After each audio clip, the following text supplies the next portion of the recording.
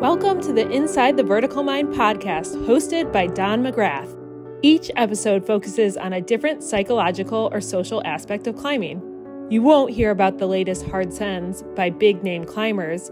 You will hear from people more like you who have interesting stories and perspectives about climbing and what it means to be a climber. Hey, this is Don McGrath, and welcome to the Inside the Vertical Mind podcast. In today's episode, I'm interviewing a father-son team, Sam and Joe Baker, and who take on great adventures. And by the way, Sam is 9 years old. They've done LCAP and all kinds of other stuff. And so today I'll be talking to them about their adventures, what it's meant to them, what's meant to their relationship, what it's meant to their family. So really, really exciting, fun stuff. All right, so when I first talked to Joe and Sam about them being on the podcast, we were talking about maybe doing something on location at a crag. And in the background, Joe's wife Ann said, "How about the Treehouse?" And I said, "Treehouse? How cool. Let's go check it out."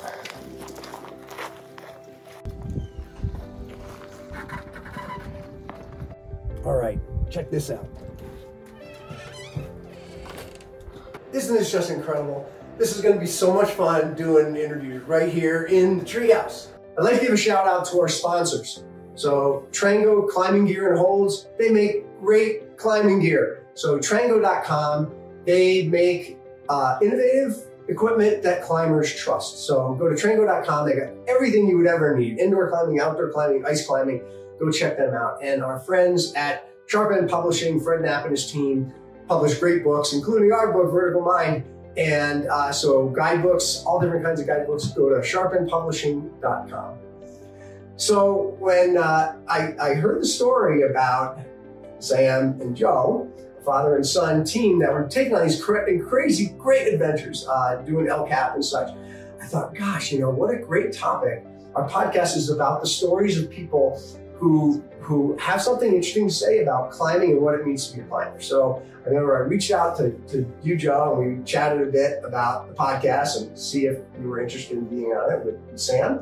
And I remember you told me about this treehouse. I was like, okay, I know where we're going to do the podcast, in the treehouse. So what's the deal with this treehouse? Yeah. So I'll tell you the story. So we first lived in a cul-de-sac, and I kept getting these notices because we had a zip line in our backyard from the HOA. And I said, I think it's time to look for a new property. And so very impulsively, we bought this property. And then I realized we greatly downsized our house in the summer.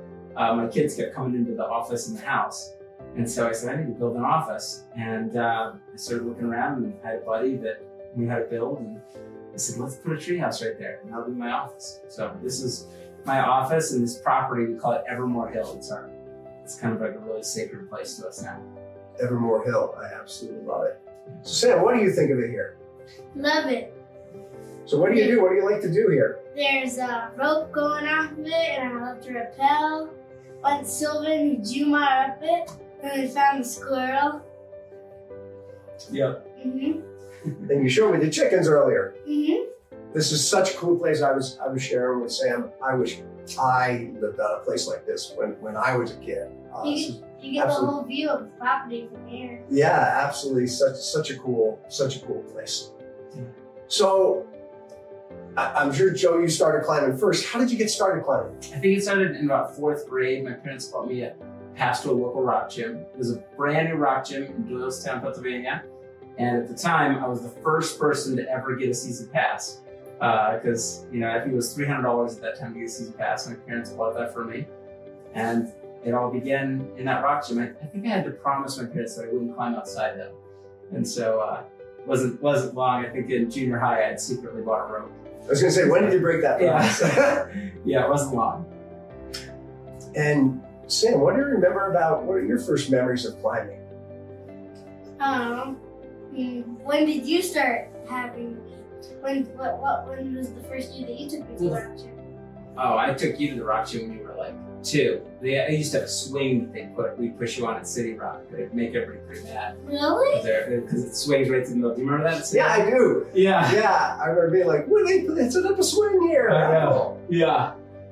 So we pushed Sam on the swing until he could climb, and then we started getting him on easy stuff. And We start our kids out on the first big rock climb when they're 5. And so Sam climbed Pangora in the Cirque of the Towers when he was 5. And that is a big journey because it took 2 days just to hike to the bottom of it. Carried his own little backpack and camped at the base, and it was a full day ascent. And then we fell down. It's a great time. And Sylvan did it too. Yeah, each of my boys have done that. And so my third boy, Joey, is doing that this summer. So, Wow, I've always wanted to climb there. That place looks incredible. yeah. It looks like a trek. Oh, it's as good as like, I think it'd be as famous as Yosemite because it's just a road through it. Right. Thankfully, there's not. So I want to talk about adventure. So when I saw something you recorded on, I think it was on Instagram, how, it's like your middle name, Adventure. Oh yeah, speaking. And and these are great adventures. I mean, these are big adventures. These aren't like, I'm going to the park and going to swim in the lake. Yep. I mean, these are big adventures. El Cap, Pangora. So what inspires you on these adventures? Like, what's the allure? I mean, why do you do For fun? them? For fun. Because it's just fun, right? Yeah. Well, I'll give you a little backstory on it. So, like, our view of parenting is that once our boys turn 5, we set one really big goal every year. It's kind of like this Usagi concept. And so that to have there's some rules. Okay, so the rules are: 1, it has to be so big and so hard that you train for it every day, a little bit every day. And then 2, it has to be visual, so we can put it on the wall. We have a whole house full of great photos of doing these. And then 3, you can't die. So those are the 3 rules. Those are good rules. As long as and so there's a lot of logistics to do these mountains. Like, I mean, I sometimes bring like teams of people with me to be on rigging and to be on, different levels of safety. And then we often like photograph them too, and so we'll bring some along. Like, I have a lot of marketing friends that have come along with the camera. And so, yeah, we kind of like started documenting it. And his first was Pangora, but then the next summer we did Lost Arrow Spire in Yosemite Valley. Well, we didn't actually climb, but we did go down. We rappelled, and we climbed up, and then we went. Yeah. The Tyrolean? Yeah. Is that exciting? Yeah. Whoa. Yeah. It was awesome. Here, the hardest part is exiting, Yep. right? That's what I've heard. I haven't done that myself. Or you could just rappel. But we camped on it. We went on 2 portal ledges at the top of Lost Arrow. No, it wasn't. Because the stuff, it took like 3 hours to get it over here. And I was like freezing my butt off. That's all part of adventure, right? I remember when I saw one of your speeches, you talked about how, there was a few things adventure had to be. Yeah. Right? And I remember one of them was what? I think it had to be hard. Yeah. What was another one? Hard, unexpected, and scary. Hard, unexpected, and scary. So it's like this concept of type 2 fun, right? The hardest part about Castle of the Tower, sleep camping on that, was just the wind. It was like in a hurricane all night. Yeah. I felt like we were all going to be blown away in this hurricane. Crazy. Yeah. Good memories? Yeah. Fun memories? Yeah. They're great memories, right? Those are in the moment. Sometimes you're like, wow, I'm not sure I signed up for this. Yeah. But then later, when you're telling the stories and you're sharing that with your family or holidays or whatever, it's an amazing thing. Right? That's one of the things that adventures do to us. Yeah. I kind of teach Sam, we actually try to plan as much as we can to not have the epic adventure. We're always trying to not be there, but then something gets dropped or something gets missed, and that's really, but we're in that environment where that can still happen. And it does. It tends to, right? Yeah. I mean, if you're really taking on something so big and so hard, you can't plan it. Right? Yeah. There's so many factors, the weather, things just happen. And that happened at El Capitan. It was a party in front of us that got this haul bag stuck in their hauling. And it's actually kind of sketchy because we were afraid, like, man, because it was over this flake, if that rope breaks, those bags are coming right on us. And so it held us up like 2 or 3 hours. And because of that, it was like we had to climb through the night with Sam. Yeah. We got to camp 1 a.m. And there was a time when I put Sam's down coat on and his headlamp on. I said, Sam, the only way out of this is up, going up. And we have to climb to this camp. So what was it like to prepare for that, Sam? Do you remember what you did to prepare for going up El Cap? Well, I went to the rock gym almost every night with my dad, and I went to what's it called, Gripstone, and I just went there every night, and then I just climbed. There's some other things we did. We did a lot of what I call visualizing. So like at night, I would talk to him about different scenarios. You would just put like tell him a scenario that we were talking about. You say, if you scrape your knee, what do? We put a Band-Aid on it, and we'll keep going. Yeah. What if it starts raining after you scrape your knee?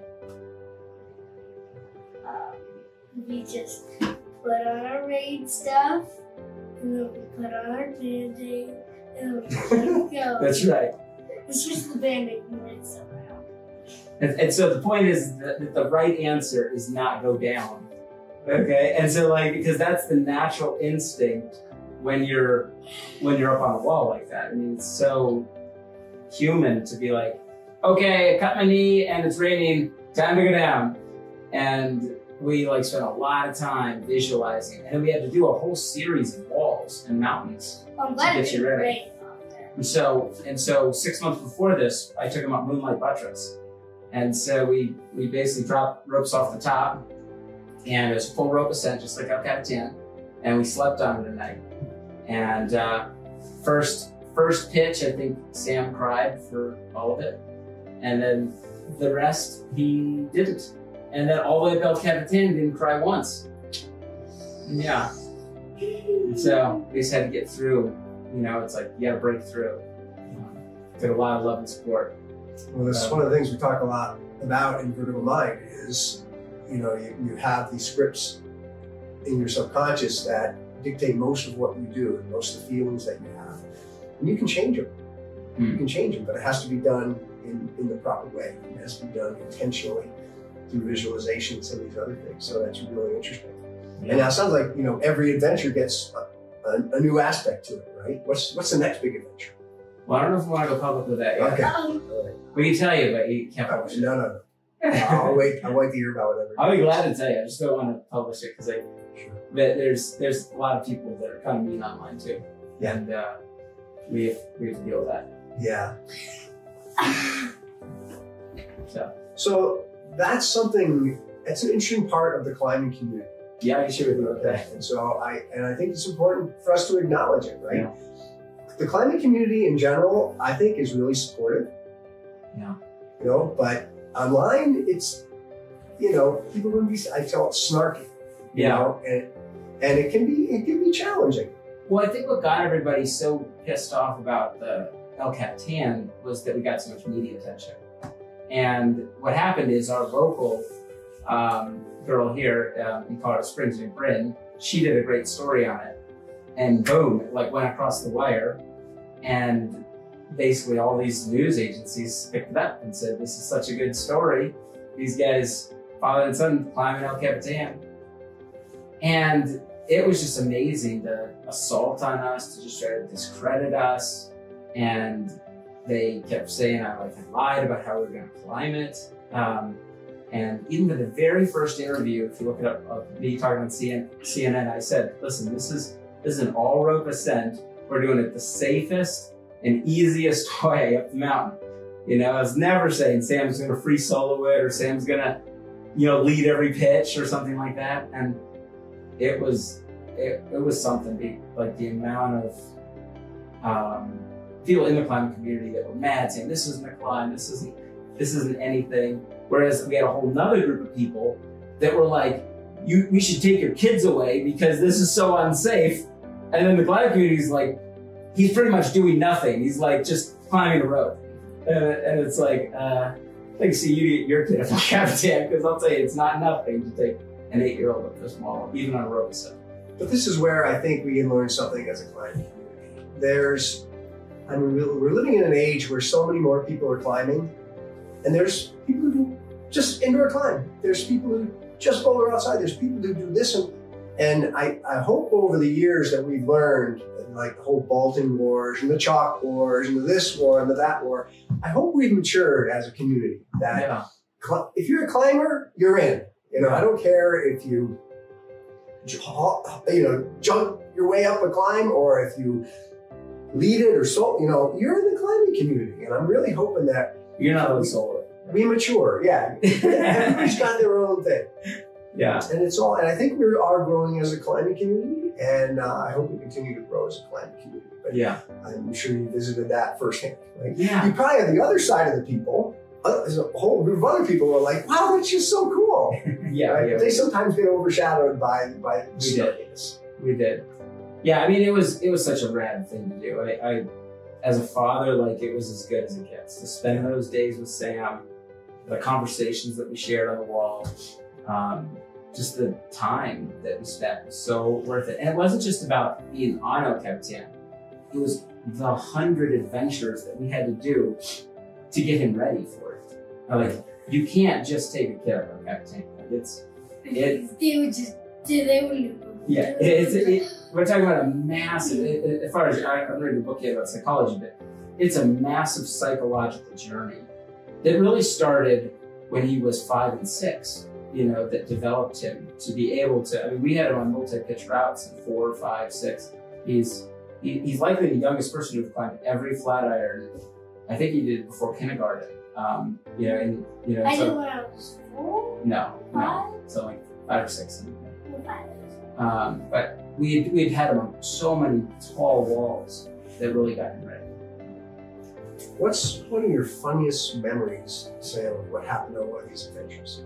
What do you mean? A funny thing that happened on one of your adventures.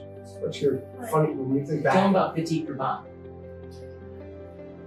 You remember that? Where that was one with the goat on the ledge? Oh, yeah. There was this time when we were climbing, and there was a goat.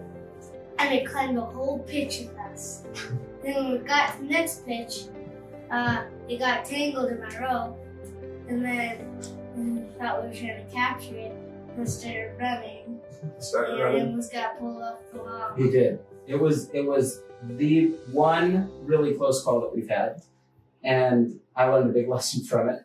So I've taken all the classes for like AMGA climbing, but I've never done the test. I've only done a 10-day course. And never did they mention this, So a goat gets caught in your rope. Yeah, exactly. What do you do? And so the first 2 pitches of it, basically, this goat climbed 5'8", and I climbed the crack, which is actually 5'8". Well, I don't know what the goat was climbing. It was probably harder. And like climbed all this thing, and like it wanted to stay like maybe 4 feet from me and like keep that distance. Like, you didn't want to be farther or closer. You want to be right there.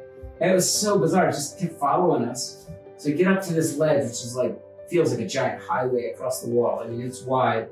And so I said, Sam, go from here over to those anchors over there, and then our buddy over there is going to clip you in. And so I just doled him out like 100 feet of rope. You know what I mean? Because he's just going to walk across this highway, And this goat crosses between the ropes, gets caught, and just bolts across this ledge. And Sam is hooked to these lines. And I'm thinking he's going to go off the front of this wall and just take the 100-foot swinger. Yeah. And like, we're going to leave here on chopper. And I'm like, oh my, like I was so frozen what to do. And I guess another guy on the wall, our buddy Michael, he dived on Sam into a bush and held him down. And that created enough rope tension for that goat to like break free. But the goat almost went off the cliff too. It was a full-on adventure story. And so, and we shared that with the news. That was the first time that news really shared a great story about us. And sometimes those are the stories, right? I mean, you get together with a bunch of your climbing friends and you sit down and you're sitting around a fire, and typically there's those kinds of stories. And sometimes they are close calls, right? That was close. And luckily they're close calls. Yeah. Or better yet, somebody else's close call you can share a story about. Before we leave the topic of adventure, I actually have my adventure man sock. All right. I just felt I was getting ready this morning. I was like, I'm gonna say I'm an adventure man today too. So get you a pair of those. I was thinking about. I got adventure pants and adventure shirt. Yeah, that's pretty cool. You gotta get your socks now. Yeah. So from your perspective, what does it mean? What does climbing mean? Yeah. With you and your family. So climbing is like such a part of our life. It's like, I mean, it's how we parent our boys. It's how we teach them about, integrity and character and overcoming fear. It's really kind of just our natural life. And so like, just about every weekend we're doing something rad, and we plan out these big adventures like 6 months, 9 months in advance, and we do them as a family. So it's just kind of our way of life. So I see you got on your wall here, we're here in the Treehouse, and this is your office, and it looks like you're writing a book. Tell me more about your book. Yeah, so it's my first book, so it's a big challenge for me. And I've mapped it all out, but I'm slowly working through it. But it's this concept of story. It's like, for me, at the end of our life, the main thing we pass on is our story. It's kind of like, I feel like one day we're sitting around in heaven around a campfire, and all we have is our story. That's what you got. You don't leave with anything else. And if that's true, what if we lived our life as though we wanted to create a great story? And so I began to think about, like, what are the elements of that? What are the aspects that, make our family have a good story? And I'm kind of beginning to try to live by those principles. And so I started doing that a few years ago, and now I'm just kind of writing a book about like what I've learned and what others can benefit from in that journey. That's fascinating because I think our brains, and this is something about psychology, our brains are kind of wired to be interested in stories. Yeah. Right? Our brains are kind of wired, and until just several hundred years ago, we didn't have a printing press. Yeah. Right? So things were passed on through oral stories, and so we're kind of tuned into stories. So I love that. It really captures people's attention. Yeah, and we long for it so much that we spend so much of our time and really so much of our money like trying to be brought into a story, like on Netflix, or like those are really the cathedrals of today, of like or Amazon Prime. You're going in to like evoke the feelings of living a story. But like, what if you could actually just live that story, And like, because that's what we're really made for. And the film actually kind of draws it out and like makes you feel it for a minute. But it's like, no, I actually want my life to feel like that. I want my kids' lives to feel like that. And that's a lot of what we do is kind of foundationally based on that concept. I want to have a great story with my kids. Hey, Sam, it melted on the window. And it wasn't that one. See, I got it from in there. I don't know how to happen. It's probably tastes pretty good though. Yeah. Open the fruit roll. Yeah. So when you go to a movie, you're in the story and you feel what people in the movie are feeling, but then you leave the theater and you're in your car. Right. It dissipates pretty quickly. But when you sit around at a holiday and you reminisce about like the stories you're telling, like right now about El Cap or the Bastille crack. I mean, you feel those emotions. Like if you're talking about a movie, you don't feel that. When you're talking about your own stories, it really is. It evokes those same emotions. So I really love that idea. Yeah, it's like in a way, like your brain can't tell the difference, But there is a difference. Like it's like I want my own story. Like I want us to live a story. I want someone to write a movie about our life. And that's the kind of life I want to live. And so what are the elements of that? How do we do that? How do we get our kids to get on board with that? Because it's really, most people's life is a series of just totally random events, and my concept is like, well, if really a story is all we got at the end, what if we begin to architect that story and plan for it and be intentional about it, and try to get in a position where something can happen.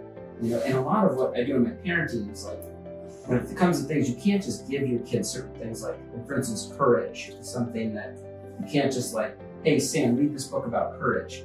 Like, it really has to happen where he has to discover it.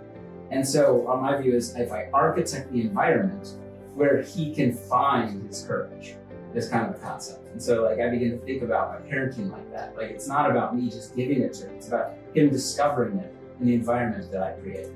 And that's a big part of it. That's why those adventures are so important, right? Absolutely. Because that's an interesting story. Going to the lake and swimming is an interesting story. It's not really an interesting story, but yeah, going on these big adventures, I really love that. Being intentional about it, not just kind of, oh, this happened. Yep. Yeah, I love that idea. And like I said, we're still as safe as possible. I want to have the least close calls possible. But we have some amazing stories now. Our life is full of them. Let's talk about youth climbing. I see people like kids like you, Sam, and others like go to competition and watch. It's just amazing to see, and I love that about climbing right now. Yeah. That it's just shifting. There's almost 800 gyms just here in the U.S. 1,000 people a day are being introduced to climbing through the climbing gyms. The youth climbing clubs and everything are just exploding. I just absolutely love it. I imagine you do too, Sam. Mm-hmm. You love the competitions, you love the friendships. Mm-hmm. Very cool. He loves the attention he gets at the rock gym. What's that like?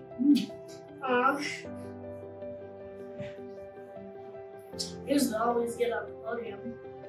Yeah, That's pretty cool. Yeah, so last year he came in first for the for top rope for his division or for his region. So our region consists of 5 states, and it's a pretty hard region. He was number 1, and then he was number 2 for bouldering this last year. That's very cool. Yeah. So what do you see as, like, what's your perspective on youth climbing and kind of what that opens up for people? That kind of came to us by somewhat accident. We didn't really want to get into that. That was not like our original plan. It was really, I just wanted to train Sam to do these hard walls. And someone's like, you should get him on the team. He is really good. And then you're like, boom, he wins at the comp. And they're like, oh, he's that good. Yeah, I was like, it's kind of fun. So it kind of came to us like that. But yeah, I think it's amazing. Seeing all those kids getting into climbing. I wish that was there when I was a kid. I've never been able to climb 513. Or I mean, once in a while I can get 512. You could do 513, but if you give it like a try. Sam, when he goes to the gym, he only works on 512 if it's top rope, and he worked up 513. I bet you could do a 13. It would just take you 1,000,000 falls, just like it takes me like 1,000,000 falls. Yeah, but yeah, so he's climbing. He will be like climbing 515. He leads 511. He can lead any 511 just about at the gym. No. But he'll only climb on lead when he can down climb, because maybe this is something you can help us with, because he's scared to fall. And so, You know the way to get over falling? To do it? You have to fall. Oh, I'm You not have to good. fall a lot. You have to fall all kinds of, I call it building up an arsenal of I've only fell uneventful falls. one time in my whole life, and it was so scary. It's true. But the more falls you take, like, how many falls do you think I've taken? Take a guess. 5? 7? Tens of thousands. Tens of thousands Really? of falls. Total Wow. tens of thousands of falls. Many of them on track gear, because I kind of cut my teeth in the goats and the Adirondacks. And so, I mean, you got to build up that arsenal of falls, because here's the thing about falling. In your mind, what do you think it's going to be like when you fall? In your mind, like before you fall, what do you think it's going to feel like? You're gonna die. It's going to be, like harsh and jarring, but most falls, what are they like? soft. They're uneventful. Yeah. So to me, the key is building up this large database of uneventful falls. Uneventful falls. And so the gym is a great place because you can create the uneventful fall. Very scientific, right? Like there's nothing to hit, there's nothing to swing into, there's no it, and you can kind of create that and kind of program your brain to think that. Yeah. Yeah. So Want to try that, Sam? Uneventful falls? Oh no. You got some bubbles in your nose? Bubbles in your nose? Do you want to try that? Uneventful falls? What do you mean? How do you do that? Is it so scary? But it's scary. The first one is scary. And then let's say you go to the gym and you get on a climb that's easy for you. Right? You practice. Here's one thing that's a basis in vertical mind. Perfect practice makes perfect. Mm. So everything you're trying to rewire or train your brain for, you should do in an easy setting. It's like you don't learn to play the piano on a stage in a recital. You learn kind of alone with a trusted teacher where you're not afraid to make mistakes, right? In a very safe environment. So that's where you kind of create these new scripts. So you get on things that are easy for you, and you clip a bolt right here, and your belayer knows you're gonna fall, and you just fall. And then you go back up, and you do it again, and you do it again, and you do that. What I recommend for people is, for about a month, every time you go to the gym, take 3 falls on purpose for a month, and then take a break. Yeah. You don't want to get great at falling, Yeah. but you want to at least program your mind to not be focused on it as a fearful of it. Does that make sense? When did I start climbing? Mm-hmm. It was 1991 on a trip to Yosemite. I just got bored with hiking. How old were you? How old was I? Oh, I was 30. 30. 30. I got a late start. All right. That's from that way. Did you climb? Yeah, I did. I climbed almost every well-protected climb in the Dunks that was 5'11" and below. Oh, wow. Wow. I climbed there for about a decade, Wow. all the time. And it was that stage of my climbing when I couldn't get enough. So I just I climbed. Do you know every single route? I don't know every single route. I moved away from the Dunks back in 2000, but I still can recall moves on climbs. Because the nature of climbing, a lot of the climbing in the Dunks is they're very cruxy. Retribution, nosedive, all those things have distinct crutches that I still can remember. Like Lapey Town? Is that what's Lapey Town? Yep. Yeah. Absolutely. Being that cool overhanging red. Modern times. Yeah. High exposure. Yeah. Great. Ant flying. Getting around high exposure, to me, it's Sam did that. Yeah. Yeah. Is that fun on high exposure? Now, see, the thing is, you're saying like you were scared, but you're smiling. How is that? What do you mean? You're saying you said, oh, I was scared on that, but I see you're smiling. That's a funny thing that climbing does, right? Well, we're kind of whipping. No, you didn't. I did too. No, not the whole way. It's quite a little. Well, on the second pitch. On the top. Yeah. And then I just went, ah. The first part was good, but then the rest. I want to give a shout out to our sponsors, Treehouse Climbing Gear and Holds. They make incredible climbing gear, as well as climbing holds for your woody at home, or if you have a little gym built somewhere. Great holds. And they have pretty much everything you need for climbing indoors, outdoor, ice climbing. Go to Treehouse.com and check out what they have there. Also, our friends, Fred Knapp and team at Sharp End Publishing, they do everything out of a passion for climbing. So they have great books. Go to sharpendpublishing.com and check out what they have. And every one of these, I try to do a little story about a fan, or sometimes have fans involved. So I want to give a shout out to one of our fans. Is actually someone I coach. His name is Jordan. He's a little guy, even littler than you. I think he's 9 years old. And so his mom called me up last year because he was having trouble. She assessed it as, and she's a psychologist, so she assessed it as he was just really fearful, and he was in these competitions, and he just wasn't doing as well as he could, because sometimes he climbed really well and sometimes not. And so I kind of assessed what was going on with Jordan, and so I kind of helped him last year to get over some of that. He was just getting distracted. So we came up with some techniques on how to avoid becoming distracted by a loop in the rope, his mom in the audience, whatever. And then so she called me up the other day and she said, you know, he needs a little bit of a refresher. So I got together, and he somehow, in talking to him, he thought he was still fearful. But I'm watching him climb, and I didn't think he was fearful at all. I said, he's not distracted anymore. It was some basic technique things. So I kind of clued him in on some of that, and he'd been working on that. The other day, I got a note saying he did his first 513 minus. Oh, wow. So I was just like, I was telling him, you know, this is sometimes just those little things. It's sometimes just those little things. And so obviously they're a fan, and I love what they're doing. He's such an inspiring little kid. And I love going to the competition. I can see Sam and Jordan and people like that. So sometimes it is just those little things. And so resources like Vertical Mind and working with your coach, working with other good climbers, watching other climbers and seeing what they do, that's how you get to be truly masterful at what you do. So I'd like to wrap up. Anything else you'd like to add? There's something else I was thinking about too that I think would be good for both parents and the climbing community to know. I think it's really important that as parents, we need to take their kids into these environments. It's okay if they cry. Like, that's part of raising kids. I mean, my kids cry when one bops the other on the head in the house, and, you know, or gets hurt doing barely anything, you know?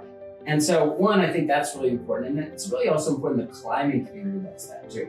Because it's like, one of the things we take hits for is that, like, people will write online that, oh, this kid, you know, cried up this thing or whatever. And I'm like, this is obviously written by somebody who doesn't have kids, because my kids are like, you know, climb 200, 250 days a year, and they're kids. They cry. That's part of being a kid. But that doesn't mean that we're torturing them, or that, you know, or that it's, you know, wrong to let them cry. Like, I mean, Sam cries sometimes when he has to do his homework, you know, so, you know, and so that, I think one, telling your kids it's okay to cry and it's okay to work through it, you know, and then in parenting, sometimes it's like, okay, want to come down? I'll let you down now. Other times it's like, no, I'm not going to let you down. Because I know for a fact that you can get over that, and I want you to. I don't want you to just come off it. So it's a combination of that tension of parenting. And I think that's an important thing for anybody to know, especially you as a psychologist. Like, you know, you may have some thoughts on that too. I think that's a great point, because, you know, if something like that were to happen at home, it'd be like, yeah, okay, the kid is having a tough time or upset about this or whatever. Everybody go, okay, if you've ever had kids or known kids or were a kid once yourself, you know that just happens. It's interesting how you put that in the climbing gym, which has, you know, there's a certain expectation of what a climber is. But now there's more and more kids doing it. And so let's just keep that in mind. I really love that as kind of a reminder to us when we're in the gym and there are kids there. They're kids. You know, and kids they're gonna goof off, they're gonna have emotions, they're gonna have a hard time staying focused. They're kids. You know, so just as a climbing community, I think that's a really good tip for us to just get reminded of that. And if you see some parent that has a kid that's crying in the gym, encourage them. Just say, you're doing great. Just keep it up. Like, instead of scowling or acting like you know something about parenting when you're not a parent. Because a lot of the people that are keyboard warriors and things like that about us, like, these are people that have never raised a kid. They don't know what that means, you know, or what it's like, to, you know, and that kids go through, you know, different things, or maybe have an off day. You know. That's something I just hope that we continue to grow as a climbing community, just so that acceptance that, you know, if you're a climber, if you're in the gym, I don't care if it's your first time, I don't care if you're a spectator just thinking about it, I don't care if somebody walks into the gym and is just curious, looking around, getting a tour. In my mind, they're taking the first step to becoming a climber. And they're part of the community. And I just hope we continue to grow as a climbing community to just recognize that, you know, you're part of that community. And, you know, next time you're sitting there thinking, hey, this is something I don't agree with, they're a climber. Cut them some slack. You know, they're in the brother and sisterhood. So I just hope we continue to grow like that in the climbing community. Amen. I love that. So I want to thank you, Sam. I want to thank you, Joe, for inviting us into your treehouse and having this conversation with us. I think there's some real nuggets in there that some people will get get inspired, get a little bit of knowledge, a few tips to help them go out and have great adventures. Because I love that. Let's create our own great stories. Yes. Let's forget Netflix. Let's make Don Flix and Joe Flix. Amen. And Sam Flix. Amen. Yeah. Awesome. Give me a good one, Sam. You've been listening to the Inside the Vertical Mind podcast, hosted by Don McGrath. We leave with a quote from Alex Lowe. The best climber at the crag is the one having the most fun. Until next time, climb on.